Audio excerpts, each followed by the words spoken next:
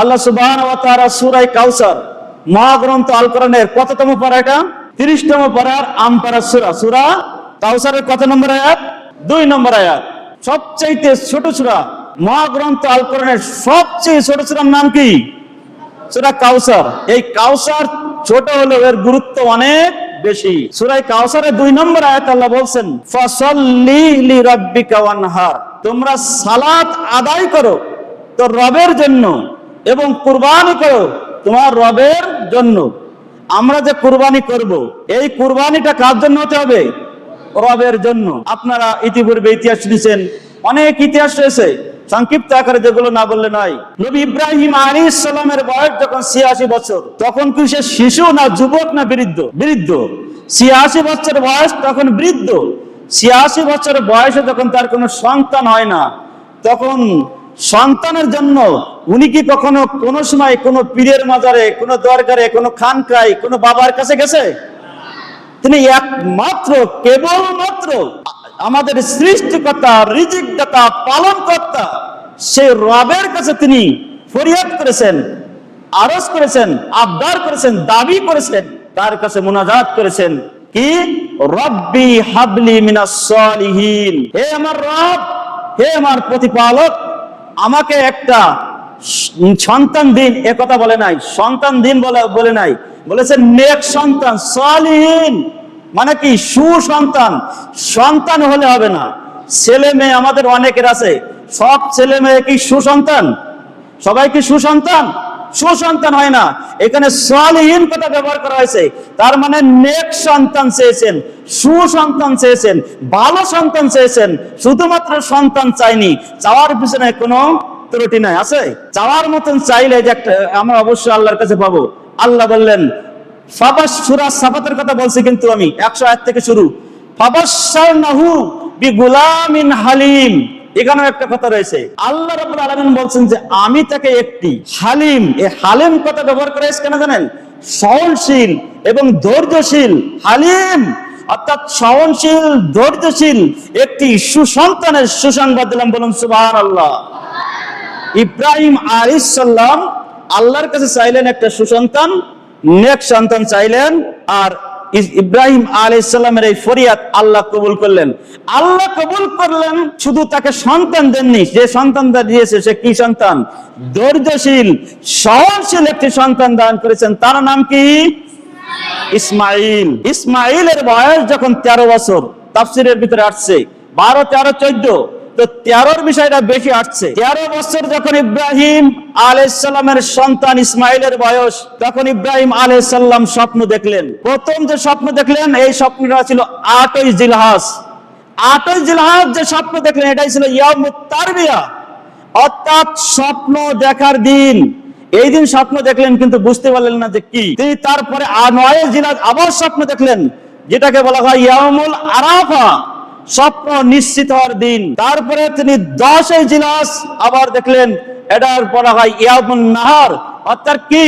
কুরবানির দিন। এই 3 দিন স্বপ্ন দেখলেন, আদিষ্ট হলেন তার প্রিয় পুত্রকে কি করতে হবে? জবাই করতে হবে। ফালাম্মা বালাগা মাউসায়া, পুত্র যখন পিতার সাথে চলার বয়সে উপনীত হলো। আপনি বলেন, আপনারা যারা পিতা আছেন, একটা সন্তান যখন ছোট থেকে মানুষ করা হয়, তিলে তিলে মানুষ করা হয়, তাকে স্নেহ দিয়ে, মমতা দিয়ে, ভালোবাসা দিয়ে, পোষা পায়খানা পরিষ্কার করে কত ভাবে তাকে মানুষ করা হয়েছে। তাকে সুন্দর পোশাক দেওয়া হয়েছে, সুন্দর খাবার দেওয়া হয়েছে, ভালো জায়গায় রাখা হয়েছে। তারপরে 86 বছর বয়স, বৃদ্ধ বয়সে যদি সন্তান হয়, এই সন্তানের প্রতি মমতা, ভালোবাসা, স্নেহ বেশি থাকে না কম থাকে? বেশি থাকে। ইব্রাহিম আলাইহিস সালামকে যখন 3 বার স্বপ্ন দেখানো হলো, অবশ্যই অনেকে বলেন যে প্রথম দিন 300 উট, দ্বিতীয় দিন 300 উট, তৃতীয় দিন 300 উট কুরবানি করলেন। এই হাদিস এই মর্মে যে তথ্য দেয়, এই তথ্যটা সঠিক নয়। এটা কুরআন এবং হাদিসের কোনো ভিত্তিও নয়।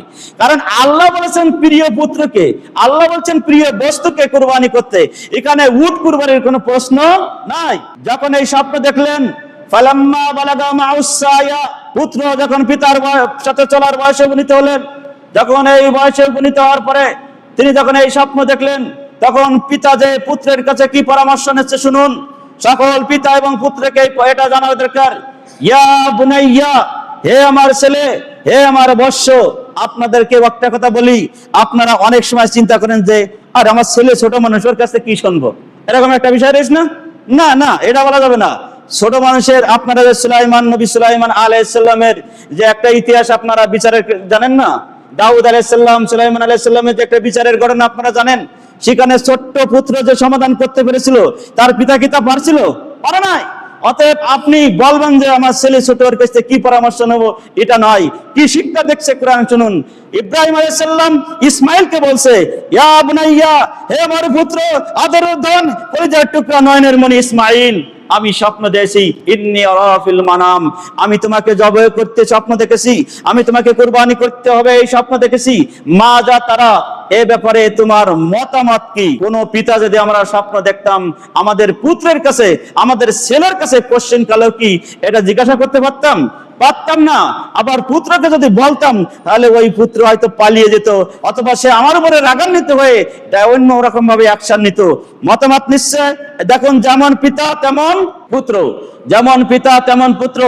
এইবার পুত্র ইসমাইল আলাইহিস সালাম মাত্র 13 বছর বয়স, সবে মাত্র সাবালক, 13 বছর বয়স। এইবার যেমন পিতা তেমন পুত্র। পুত্র বলছে, ইয়া আবাতি ফাল মা তুমারু সাতাজিদুনি ইনশাআল্লাহু মিনাস সাবিরিন, হে আমার পিতা ইব্রাহিম আলাইহিস সালামকে বলছেন, হে আমার আব্বা, হে আমার পিতা, আপনি যে স্বপ্ন দেখেছেন আমাকে কুরবানি করবেন, আপনি স্বপ্ন দেখেছেন আমাকে জবাই করবেন, আপনি আপনার রবের হুকুম, আপনি আল্লাহর হুকুম পালন করুন, আপনি আপনার দায়িত্ব পালন করুন। সুবহানাল্লাহ। এবং বলছেন, দেখবেন নিশ্চয়ই আপনি আমাকে ধৈর্যশীলের মধ্যে পাবেন। উনি বলে নাই, ইসমাইল বলে নাই দেখবেন আমি ধৈর্যশীল, উনি বলেছেন আমাকে ধৈর্যশীলের মধ্যে পাবেন, অর্থাৎ যত লোক ধৈর্যশীল তার মধ্যে আমি একজন, আমাকে পাবেন। এবার ফালাম্মা আসলামা ওয়া তাল্লাহু লিল জাবিন, পিতা ইব্রাহিম পুত্র ইসমাইল যখন আল্লাহর বিধানের কাছে আত্মসমর্পণ করলো, পিতা এবং পুত্র একমত হয়ে গেল, তো একমত হয়ে গেল। ফালাম্মা আসলামা ওয়া তাল্লাহু লিল জাবিন, যখন পিতা এবং পুত্র একমত হয়ে গেল, পুত্র ইসমাইলকে নিয়ে ওই মায়ের কাছ থেকে যখন ইসমাইলকে নিয়ে যাচ্ছে, তখন ওর মায়ের অবস্থা কি হতে পারে? যে মা এই পেটে ধারণ করেছে ওই ইসমাইলকে, যে মা তাকে লালন পালন করেছে, যে মা তাকে প্রস্রাব পায়খানা পরিষ্কার করে দিয়ে, যে মা তাকে বুকে দুধ পান করিয়ে বড় করেছে, সেই মা হাজেরার কাছ থেকে যখন পুত্রকে নিয়ে যাচ্ছে মিনা নামক প্রান্তে জবাই করার জন্য, কুরবানি করার জন্য, তাকে নিয়ে যখন মায়ের কাছ থেকে যখন পিতা ইব্রাহিম নিয়ে যাচ্ছে, ওই মায়ের অবস্থা কি হতে পারে বলেন? ওই মায়ের অবস্থা কি হতে পারে? স্বামী স্ত্রী দেখেন, তাদের সন্তান সবাই আল্লাহর কাছে যখন আত্মসমর্পণ করলো, মিনা নামক প্রান্তে নিয়ে তাকে উপর করে ফেললো জবাই করার জন্য, আল্লাহ ডাক দিয়ে বললেন, ওয়ানাদাইনাহু ইয়া ইব্রাহিম কদ সাদ্দাকতা রুয়া, হে ইব্রাহিম, তুমি তোমার স্বপ্ন বাস্তবায়ন করেছো। সুবহানাল্লাহ। ইন্না কাযালিকা নাজ্জিল মুহসিনিন, যারা সৎ কর্ম করে, যারা ভালো কাজ করে, আমি তাদেরকে এইভাবেই পুরস্কার দিয়ে থাকি। বলুন সুবহানাল্লাহ। ইন্না হাযা লাহুল বালাউল মুবিন, আল্লাহ বলেন এটা ছিল সুস্পষ্ট একটি কি পরীক্ষা মাত্র। এটা কি ছিল? আল্লাহ বলেন আমি ইসমাইলকে কুরবানি করার জন্য না, এটা না, আল্লাহ বললেন যে এটা হলো একটা পরীক্ষা মাত্র। ওয়া ফাদাইনাহু বিজিবিহিন আযীম, আল্লাহ রাব্বুল আলামিন কি করলেন? ইব্রাহিম এর পুত্র ইসমাইলের পরিবর্তে একটি জন্তু, একটি পশু, একটি তাফসীরের ভিতরে আছে একটা সুঠাম দেহের একটা সুন্দর একটা কি দুম্বা, আল্লাহ রাব্বুল আলামিন ইসমাইলের পরিবর্তে একটি দুম্বা কুরবানি হলো। সুবহানাল্লাহ। দেখেন, যদি ইব্রাহিম আলাইহিস সালামের ঈমানের দুর্বলতা থাকতো, যদি ইব্রাহিম আলাইহিস সালামের যদি এখানে দুর্বলতা থাকতো, ইসমাইলের যদি দুর্বলতা থাকতো, তারপরে কিন্তু জবাই করলে জবাই হয়ে যেত না। কিন্তু ঈমানের দিক দিয়ে তারা 100% পাকা ছিল, পিতা পুত্র এবং তা ইসমাইল আলাইহিস সালামের মা সবাই 100% তারা কি ছিল? তারা হলো ঈমানের দিক থেকে পাকাপোক্ত ছিল। আর আজকে সেই ইব্রাহিমের সুন্নাত, আজকে আমাদের যে কুরবানি রয়েছে আজকে উম্মতে মুহাম্মাদের জন্য, এই কুরবানি আজকে নয়, সেই কুরবানি কোথা থেকে আসছে? সেই কুরবানি হচ্ছে হাবিল এবং কাবিল থেকে আসছে।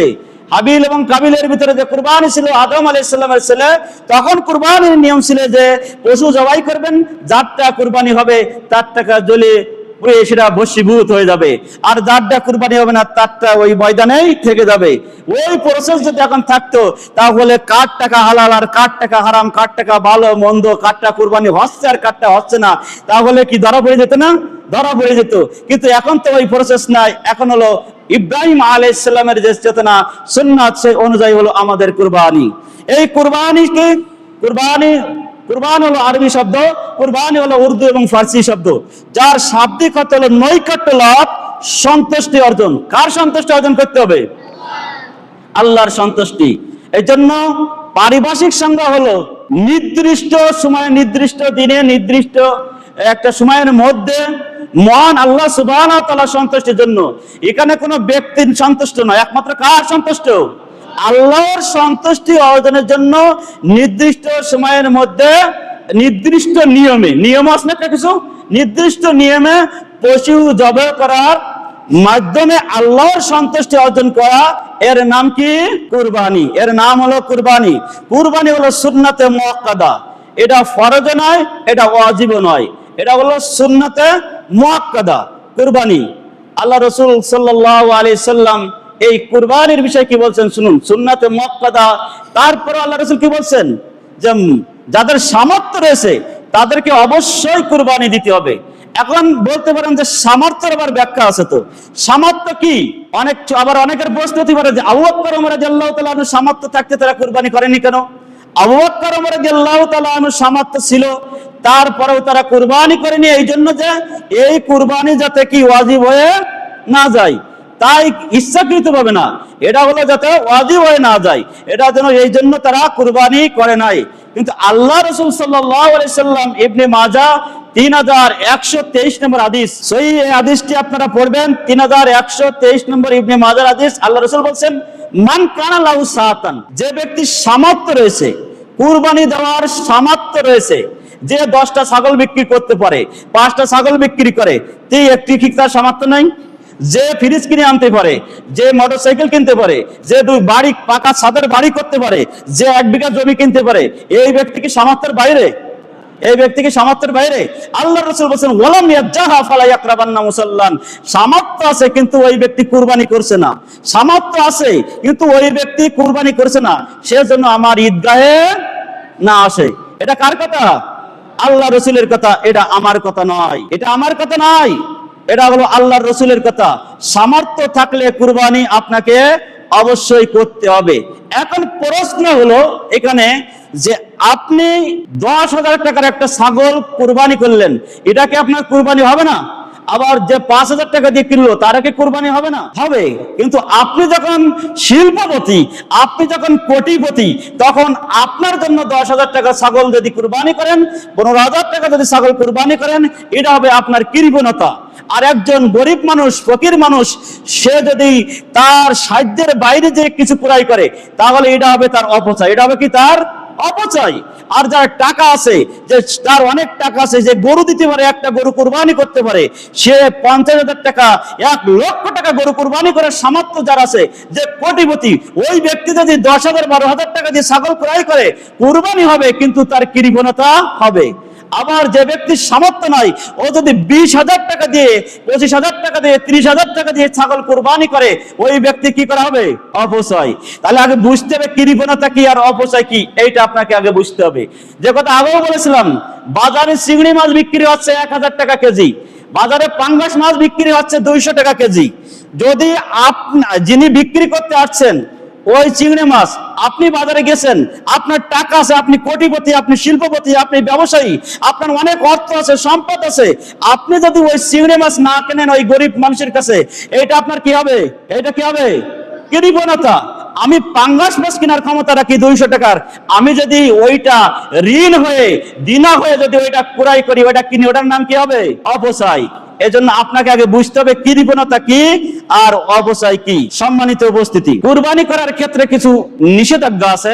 যেমন স্পষ্ট যদি খোঁড়া থাকে, একটা ছাগল স্পষ্ট খোঁড়া, একটা গরু খোঁড়া, আপনি ওটা কুরবানি করতে পারবেন না। কুরবানি করার জন্য আপনি ছাগল কুরবানি করবেন, তবে খোঁড়া হলে হবে না। ছাগল হোক আর ছাগি হোক, সেটা নর হোক আর নারী হোক, বেড়া হোক আর বেড়ি হোক, দুম্বা হোক আর দুম্বি হোক, সেটা গরু আপনার নর হোক আর নারী হোক, এইগুলো হলো কুরবানি করতে পারবেন। এইগুলো উট, এইগুলো কুরবানি করা, এগুলো জায়েজ।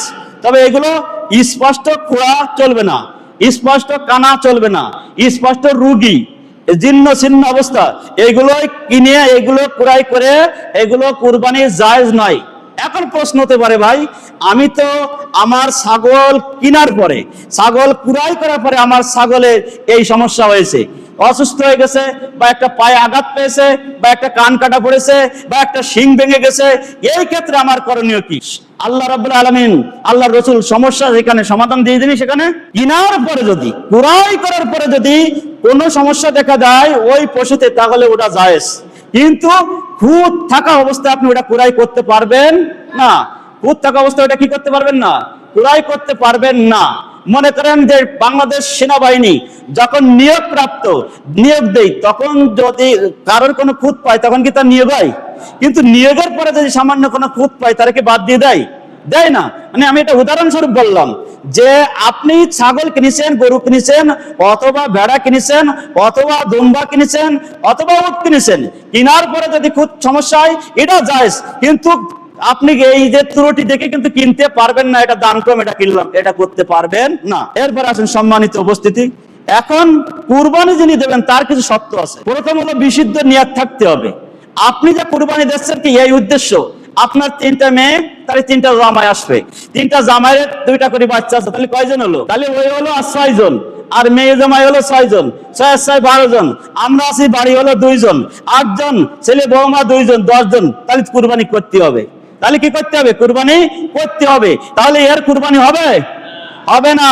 এই জন্য সহিহ বুখারী, সহিহ মুসলিম, মিশকাত 1 নম্বর হাদিসে আল্লাহ রাসূল বলেন, ইন্নামাল আমালু বিন্নিয়াত, যত আমল আপনি করবেন সকল আমল আপনার গ্রহণযোগ্য হবে কিসের উপরে? নিয়াতের উপরে। এখন আপনার 3 ছেলে 3 মেয়ে, আবার 6 জন নাতিপুতি এবং ছেলে বৌমা, আপনারা দেরি দেখে হিসাব করলেন 10 থেকে 12 জন, তাহলে কুরবানি করা যায়। যদি এইগুলো না থাকতো তাহলে করতেন না, তাহলে ওর কুরবানি হবে না। আবার চিন্তা করছেন যে আমাদের অনেকে গরুর গোশের সমস্যা, এই ছাগলের গোশ খাইলে সমস্যা, তো ছাগল পারবো না, যেহেতু আমার মেয়ে জামাই গরুর গোশ পছন্দ করে, আমি গরুর ভাগী হব। ওই নিয়াতের গরমির থাকার কারণে কুরবানি করার পরেও তার কুরবানি হবে না। এজন্য আগে নিয়াতের বিশুদ্ধতা থাকতে হবে। সূরা বাইনা আমপারা সূরা 30 পারা আল্লাহ রাব্বুল আলামিন বলছেন, ওমা উমিরু ইল্লা লিয়াবুদুল্লাহ মুখলিসিনা লাহুদ্দিন হুনাফা। আল্লাহ বলছেন তাদের অন্য কোনো আদেশ করা হয় নাই, তাদের আদেশ হলো একটাই, তারা খালেস নিয়াতে, অর্থাৎ খালেস অন্তরে, বিশুদ্ধ অন্তরে একমাত্র ইবাদত করবে কার? আল্লাহর ইবাদত করতে হলে নিয়াত সঠিক থাকা লাগবে, অন্তর কি থাকা লাগবে? অন্তর পরিষ্কার থাকা লাগবে। তা না হলে তার ইবাদত কবুল হবে না, তার কুরবানি কবুল হবে না।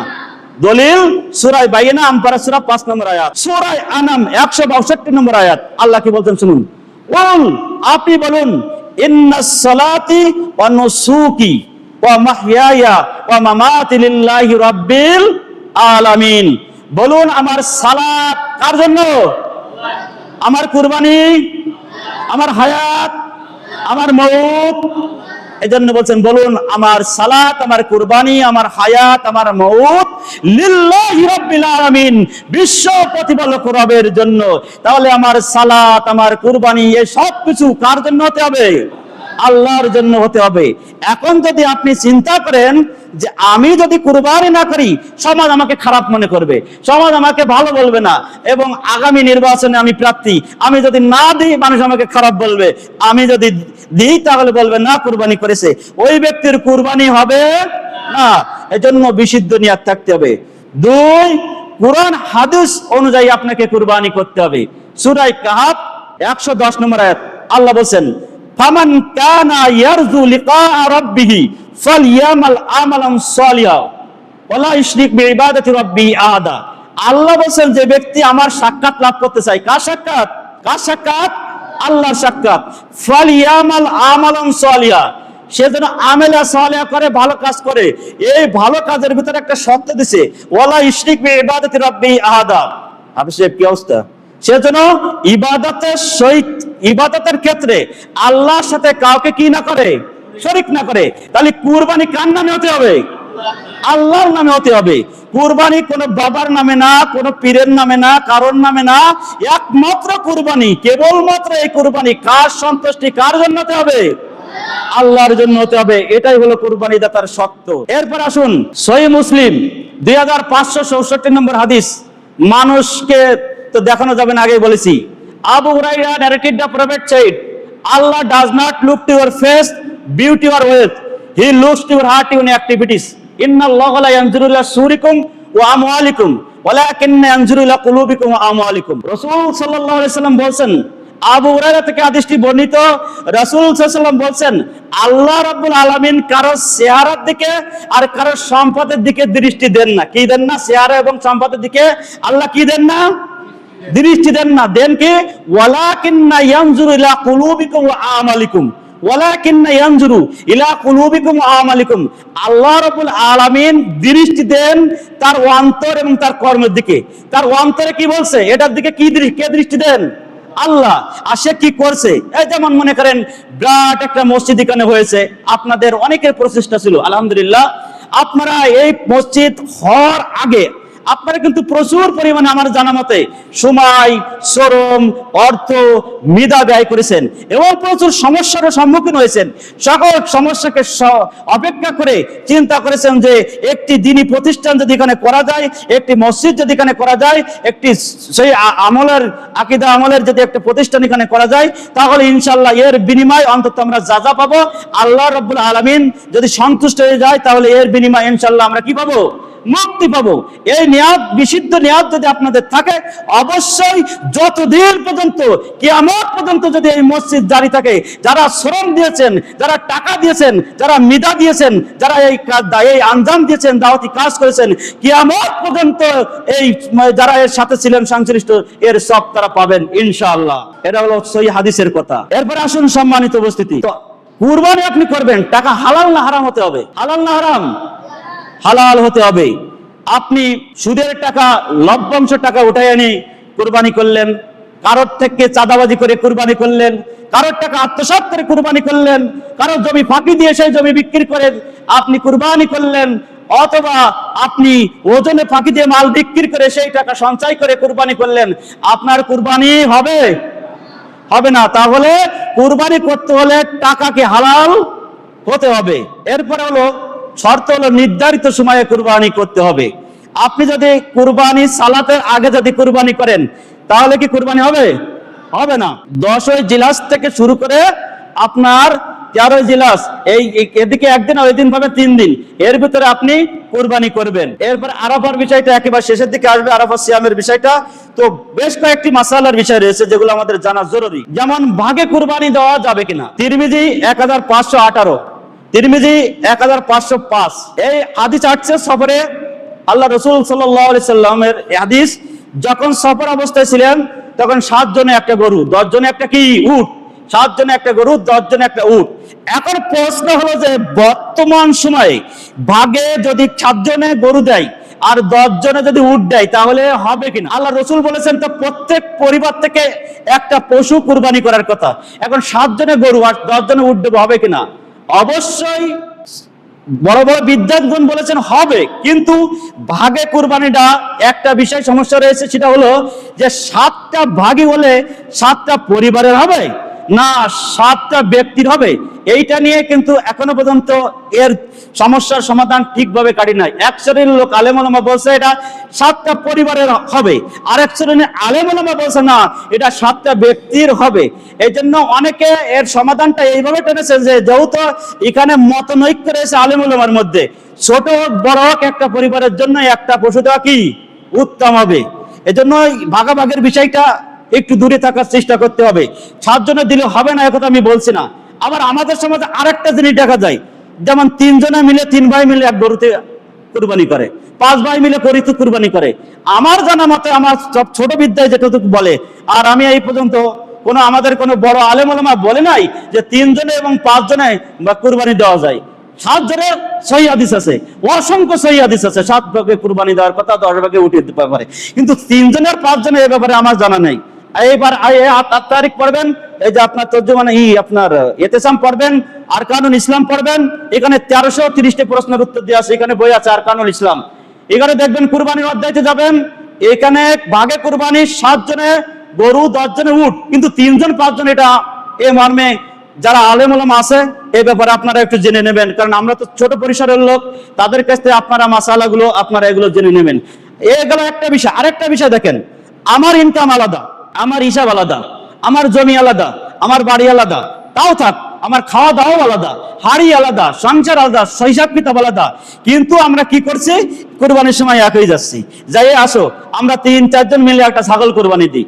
আপনারা বলেন আমি কোরআন এবং হাদিসকে সর্বোচ্চ মানে স্থান দিতে হবে, তারপরে আপনারা বলেন এই যে সব ক্ষেত্রে আলাদা, কুরবানির সময় একসাথে দিলে কি কুরবানি হবে? এইগুলো আমাদের সমাজে চলে, যে ঈদের সময় কি করে 3 জন 4 জন 5 জন মিলে এবারে এক হয়ে যায়, অথচ তাদের হিসাব কিতাব আলাদা, তাদের বাড়িঘর আলাদা, তাদের রান্না বান্না হয় আলাদা, তাদের সব কিছু আলাদা, কিন্তু ঈদের সময় এইটা করে, এটা কিন্তু জায়েজ নয়। এটা এ ব্যাপারে আপনারা একটু আরো ভালো জানবেন। এবার জিলহজের চাঁদ উঠেছে, চুল নখ বা এই ধরনের চুল নখ কাটা যাবে না, এ ব্যাপারে আপনারা অবশ্যই জানেন। যারা বিশেষ করে কুরবানি দেবে, এই মর্মে সহিহ হাদিস মিশকাতের 1459, যারা কুরবানি দেবেন এর যারা আছেন কুরবানি দাতা, চুল নখ এগুলো কাটতে পারবে না। তবে একটা কথা যেহেতু আমাদের রয়েছে, যারা কুরবানি করবে না তারা যদি কুরবানি না করে চুল নখ না কাটে, তাহলে সে মর্মে কি হবে? এই মর্মে একটা হাদিস আছে, কিন্তু হাদিসটা খুবই দুর্বল। সে হাদিসটা আছে আবু দাউদ শরীফের 2790 নম্বর একটা হাদিস রয়েছে। হাদিসটা দুর্বল, যেহেতু চুল নখ না কাটার ব্যাপারে শুধুমাত্র কুরবানি দাতাদের জন্য খাস করা হয়েছে, আর চুল নখ না কেটে কুরবানির সব পাওয়া যাবে, এই মর্মে যে হাদিসটি রয়েছে আবু দাউদ 2790 নম্বর হাদিস, এখানে দেখুন হাদিস আছে। এই হাদিসটা কিন্তু অনেকটা দুর্বল। সেক্ষেত্রে কুরবানি যারা দেবে তাদের বাধ্যতামূলক, তাদের অবশ্যই চুল নখ তারা কাটতে পারবে না যত সময় কুরবানি না দিবে। এরপর আসেন জিলহজের চাঁদ উঠলে আপনি গোশত খেতে পারবেন কিনা। আমাদের সমাজে কি প্রচলিত আছে, জিলহজের চাঁদ উঠলে পশু জবাই করা যায় না, এটা হলো আমাদের সমাজে প্রচলন করা আছে। এখন আগামীকাল আপনার মেয়ের বিয়ে, আগামীকাল আপনার ছেলের বিয়ে, এখন আপনি কি করবেন বলেন? আপনি কি গোশত দেবেন না দেবেন না? তাহলে এই মর্মে কোনো সহিহ হাদিস নাই, এই মর্মে কোনো সহিহ হাদিস নাই। জিলহজের চাঁদ উঠলে গরুর গোশত খাওয়া যাবে না, কি মুরগি খাওয়া যাবে না, ছাগল খাওয়া যাবে না, এই মর্মে কোনো সহিহ হাদিস নাই। এটা বানোয়াট এবং ভিত্তিহীন কথা, এটা বানোয়াট এবং ভিত্তিহীন কথা। অনেকে বলে শনি এবং মঙ্গলবারে যদি কেউ মারা যায় তাহলে বাঁশ কাটা যায় না, এটা হলো অমঙ্গলজনক কথা, কুসংস্কার কথা। শনি এবং মঙ্গলবারে যদি আমাদের কেউ মারা যায় তাহলে কি করবেন? শনি মঙ্গলবারে যদি বাঁশ কাটা না যায়, তাহলে শনি মঙ্গলবারে যদি আমাদের কেউ মারা যায় তাহলে কি তাকে কলা গাছ দিলে হবে? তাকে বাঁশ কাটা লাগবে না? তাহলে এই ভিত্তিহীন এই বানোয়াট কথা যারা বলবে, আর যাদের কথাই এই মানুষরা বিভ্রান্তি হবে, সমস্ত পাপের ভাগীদার ওই ব্যক্তি হবে যে এই মিথ্যা এবং বানোয়াট এবং ভিত্তিহীন কথা ছড়িয়েছে। ঈদুল আজহার চাঁদ উঠলে অবশ্যই সে গোশত খেতে পারবে, হালাল পশু সে অবশ্যই খেতে পারবে, এতে কোনো তার বাধা নেই। এটা হলো ভিত্তিহীন কথা। একই পশুতে কুরবানি এবং আকিকা করা যাবে কিনা? এক ডিলে 2 পাখি মারার কোনো ব্যবস্থা এখানে অন্তত শরীয়তে এই কুরবানির ক্ষেত্রে নাই। অনেকে কি করে, গরুর 2টি ভাগে হয়, গরুতে তো আকিকা করাও যাবে না, আবার ভাগে গরুতে আবার আকিকার ভাগে হয়। গরুতে কুরবানি করার বৈধতা আছে কেউ বলতে পেরেছে? কোনো আলেম এই পর্যন্ত? গরুতে এই বলেছে কুরবানি না, কুরবানি করা যাবে, গরুতে আকিকা করা, গরুতে আকিকা করতে হবে, এই মর্মে কোনো আলেম ওলামা ফতোয়া দিয়েছে এই পর্যন্ত? তারপরে আবার ভাগী হয়ে এক ভাগ করছে আকিকা আর এক ভাগ কি করছে কুরবানি। অনেকে এগুলো করছে। এগুলো আপনার ব্যক্তিগত মাসালা তৈরি করলে হবে না, আপনার হুজুরের মাসালা তৈরি করলে হবে না। শরিয়াত মানতে হলে নবী যেভাবে চলেছে সেইভাবে মানতে হবে, কোরআন এবং সুন্নাহ অনুযায়ী আপনাকে মানতে হবে। আপনি এক দিনে 2 পাখি মারছেন, এটা হবে না। আবার আরেকটা কথা শুনেন, ঈদের দিন আপনার আকিকার দিন হলো 7 দিন হয়ে গেল ছেলের বা মেয়ের, এখন আপনি কি করবেন? আপনাকে আগে আকিকা দিতে হবে, কারণ আপনাকে ঈদুল আজহার সময় আরো পাওয়া যাবে, কিন্তু আকিকার দিন আবার ওই সন্তানের জন্য আগামী দিন পাওয়া যাবে না। এই ক্ষেত্রে আপনাকে আগে আকিকা দিতে হবে, যদি সামর্থ্য থাকে আপনি আকিকাও দিবেন, কুরবানিও আপনি দিবেন। যদি ঈদের দিন আকিকার দিন হয়, ঈদের দিনে যদি আপনার কুরবানির দিনে যদি আকিকার দিন হয়, তাহলে সেই মর্মে এটা করবেন। আপনারা কিন্তু অনেকে এই সহিহ আকীদার লোকেরা এই কাজগুলো ভুল করে, আকিকা এবং কুরবানি এক পশুতে দিতে চাই, এটা কিন্তু জায়েজ নয়। কুরবানি একটা বিষয়, আকিকা একটা বিষয়। আমি যদি আব্বারে মা বলে ডাকি, ডাক শুনবে? শুনবে না। এটা বোঝা সহজ হিসাব। তো এইগুলো আপনারা বোঝেন না, এইভাবে এইসব যুক্তি তর্ক খাওয়া করা যাবে না। এরপরে আসুন সম্মানিত উপস্থিতি, আমাদের সমাজে একটা কথা আছে, প্রতিটি লোভের বিনিময়ে, পশুর প্রতিটি লোভের বিনিময়ে কয়টি নেকি হয়? একটি নেকি হয়। এটা তো আমরা জানলাম, কিন্তু জানলাম না যে এটা হাদিসে আছে কিনা। হাদিসে নাই। 3127 নম্বর ইবনে মাজার হাদিস, 3127 ইবনে মাজাতে আছে, কিন্তু হাদিসটা হাদিসুন জয়ীফ। আমি আগেও একদিন বলেছি আপনাদেরকে, হাদিস বুঝতে গেলে আপনাকে হাদিস সম্পর্কে অনেক ধারণা রাখতে হবে। আগে হাদিস কাকে বলে, হাদিসের সনদ, হাদিসের মতন, হাদিস রাবি সম্পর্কে আপনাকে জানতে হবে। হাদিস মারফু না মাওকুফ না মাকতু না মুতাত্তির না মাসুর না সহিহ না জয়ীফ না হাসান, এইগুলো আপনাকে না আহাদ না শাজ না গরিব, হাদিসের অনেক প্রকার ভেদ আছে। আমরা তো মারামারি শুরু করে দিই ছোটখাটো বিষয় নিয়ে, কিন্তু আমরা কি এগুলো জানি? মারফু, মাওকুফ, মাকতু, মুতাত্তির, মাসুর, হাদ, শাজ, সহিহ, জয়ীফ, আদ, গরিব, এগুলো কি জানি? এগুলো কি হাদিস? হাদিসের মূল কথাকে মতন বলে, আমরা কি বুঝি? সনদ কাকে বলে আমরা কি বুঝি? রাবির জীবনী সম্পর্কে কি আমরা জানি? আমরা জানি না। অথচ আমরা এক একজন এক এক কথা বলে দিলাম। এই হাদিসটা তো আছে, কিন্তু কোথায় আছে? এটা সহিহ না জয়ীফ এটা কি আমরা জানি? ইবনে মাজাতে আছে 3127 নম্বর, কিন্তু এটা সহিহ নয়। প্রত্যেক লোমের বিনিময়ে একটা করে নেকি হবে, এই কথাটা সহিহ নয়। সিয়াম জিলাদের 1 তারিখ থেকে আপনারা রাখতে পারবেন 9 তারিখ পর্যন্ত, যেহেতু 10ই জিলাদ আমাদের কুরবানির দিন। এই যে আরাফার যে সিয়াম, আমাদের বাংলাদেশে আলেম ওলামা যেটা দিয়েছে ফতোয়া, আমাদের সহিহ মানাজের বৃহস্পতিবার যেটা আসছে, এই দিনে সিয়াম হচ্ছে আরাফার সিয়াম। এই দিনে হলো আপনার সৌদিতে আরাফার দিন, এই দিনে আমাদের এখানে সিয়াম পালন করতে হবে। আবার অনেক বিদ্বানগণ বলছেন যে আপনারা বৃহস্পতি এবং শুক্রবার আপনারা থাকতে পারবেন, যেহেতু 10ই জিলাদ আমাদের বাংলাদেশে কি হবে? ঈদ হবে, কুরবানি হবে। এরপরে গোশ বন্টনের ক্ষেত্রে একটা কথা বলি, সাধারণত 3 ভাগে, নিজের জন্য, নিজের পরিবারের জন্য 1 ভাগ, আর যারা আপনার সমাজে কুরবানি যারা দিতে পারে নাই, এইটা কিন্তু উত্তম হবে সবচেয়ে। যেহেতু আপনাদের এখানে বা সে সিস্টেম নাই, বিভিন্ন এলাকার লোক আমাদের এলাকায় আছে, এক জায়গায় করে যারা কুরবানি দিতে পারে নাই তাদের মাঝে একটা বন্টন। আরেকটা রয়েছে যারা সাইল, যারা ফকির মিসকিন, যারা চেতে আসে তারা। এখন অনেকে আত্মীয় আপনি দেবেন, আপনার আত্মীয় মনে করেন কুরবানি করেছে, আপনিও কুরবানি করেছেন, আপনার আত্মীয় কুরবানি করেছেন, কিন্তু গরিবের হক মেরে দিয়ে আত্মীয়তা করতে বলে না। এখানে গরিবের হক মেরে দিয়ে বলেছে আত্মীয়তা করতে। এই ব্যাপারটাই আমরা অনেকে খুব অন্য কায়দায় দেখার চেষ্টা করি। আপনার গরিবের হক মেরে দিয়ে আপনাকে আত্মীয়তা করার কথা বলা হয় নাই, এই বিষয়টাও একটু স্পষ্ট হওয়া দরকার। এবারে প্রশ্ন উত্তর দেখবেন মাসিক এতেসাম আর তারিখ এবং অন্যান্য যেগুলো আমি বললাম আর কানুল ইসলাম, এগুলো একটু পড়ার চেষ্টা করবেন। মানতের কুরবানি, যদি কেউ এরকম নিয়াত করে, যে আমি মানত করে বলেছি যে আমি এটা দেবো, আমি এই গরুটা কুরবানি করব, আমি এবার এই ছাগল দেব, তাহলে আপনাকে ওইটা দিতে হবে। আপনি দেখলেন যে যখন আমি এটা নিয়াত করেছিলাম, এটা বলেছিলাম, মানত করেছিলাম, তখন তো এর দাম কম ছিল, এখন দেখছি তো অবস্থা প্রায় 80,000 1 লাখ টাকার কলে চলে গেছে, তাহলে এর বিক্রি করে দিই না। আপনাকে ওটাই আপনাকে দিতে হবে। মৃত্যু ব্যক্তির নামে কুরবানি দেওয়া এটা সহিসম্মত নয়। কারণ কুরবানি একমাত্র কাদের জন্য? যারা জীবিত আছে তাদের জন্য, যারা জীবিত আছে তাদের জন্য কুরবানির বিধান, যারা মারা গেছে তাদের জন্য নয়। তাদের নামে যদি কেউ কুরবানি দেয়, তো বিদ্বানগণ বলছেন যদি কেউ দেয়, বিদ্বানগণের মত হলে প্রথমত আসছে তাদের নামে দেওয়া যাবে না। তারপরে বিদ্বানগণ একটা মত প্রকাশ করেছেন, যদি দেয় মৃত্যু ব্যক্তির নামে, তাহলে ওই ব্যক্তি, যে ব্যক্তি দিল, ওই ব্যক্তির পরিবারে কেউ ওর গোশ হাড্ডি খেতে পারবে না। পুরোটাই অসহায় মিসকিন ফকির এতিম যারা আছে, যারা পাওনাদার, তাদের ভিতরে বন্টন করে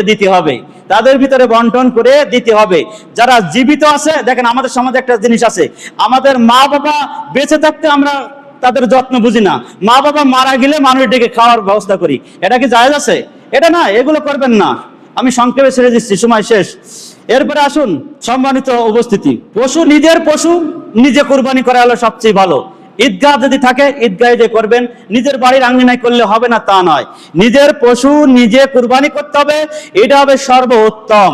তবে যদি নিজে না পারেন আরেকজন দিয়ে কুরবানি করাতে পারবেন, তবে নিজে দেওয়া কি ভালো হবে, উত্তম হবে। এটা হলো ইবনে মাজাহ 2571 নম্বর হাদিস। আর ঈদগাহে আল্লাহ রসুলের জামানায় ছিল, ঈদগাহে কি করতো, কুরবানি করা হতো।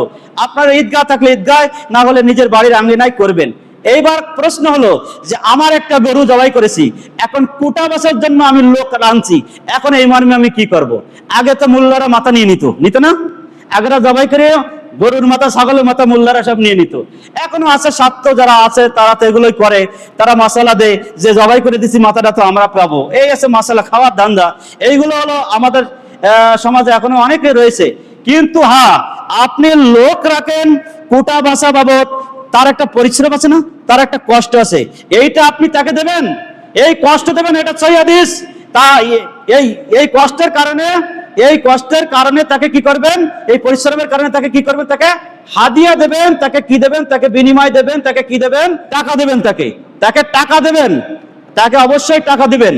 আর গোর যদি সে প্রাপ্ত হয়, সে যদি পাওনাদার হয়, আপনার সমাজে হয়, সে যদি মনে করেন মিসকিন ফকির অসহায়, তাহলে সেটা দেবেন। কিন্তু আপনার গরু বা আপনার ছাগল জবাই করে দিল বা কুটা বাছা করে দিল, এই মর্মে টাকা নিয়ে দিয়ে সরাসরি গোল দিলেন, এটা জায়েজ নাই।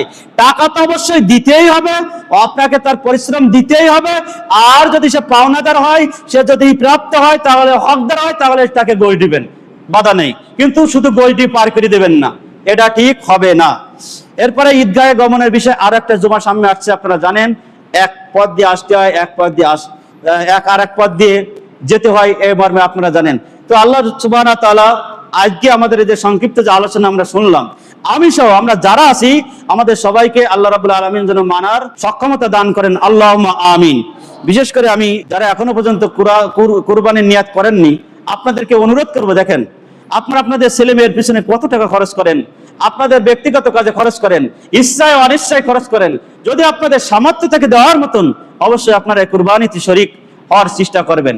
আর যদি সামর্থ্য না থাকে, মনে করেন যে না আমার ঋণ হতে হবে, ঋণ হয়ে যাচ্ছি, আমি ঋণগ্রস্ত আছি, অভাবে আছি, অনেক সম্পদের থেকে আমি ঋণ রয়েছি, আপনার জন্য কুরবানি বাধ্যতামূলক নয়। তবে দিলে যায় আপনার গুনাহ হবে তাও নয়, আপনি একজনের কাছে টাকা ধার এনে দেবেন তাও যে গুনাহ হবে তাও নয়, আপনি ইচ্ছা করলে দিতে পারেন, তবে সামর্থ্য ব্যক্তির জন্য অবশ্যই দিতে হবে। আল্লাহ রাব্বুল আলামিন আমাদের সবাইকে কুরবান